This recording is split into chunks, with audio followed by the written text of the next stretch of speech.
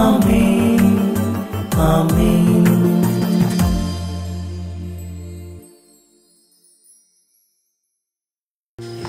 യേശുവിൻ്റെ ഏറ്റവും പ്രിയപ്പെട്ട കുഞ്ഞെ, പ്രഭാഷകൻ 9:11, പാപിയുടെ ഭാഗ്യത്തിൽ നീ അസൂയപ്പെടരുത്. പാപിയുടെ ഭാഗ്യം കണ്ട് നീ വെറുതെ അസൂയപ്പെടരുത്. കർത്താവ് നമ്മളോടെല്ലാം പറയുക, ദുഷ്ടൻ പന പോലെ തളർക്കുന്നത് കാണുമ്പോൾ, ദുഷ്ടനൊരു വിജയം വരുന്നത് കാണുമ്പോൾ നീ അസൂയപ്പെടരുത്. അവൻ്റെ അവസാനം നിനക്കറിയില്ലല്ലോ.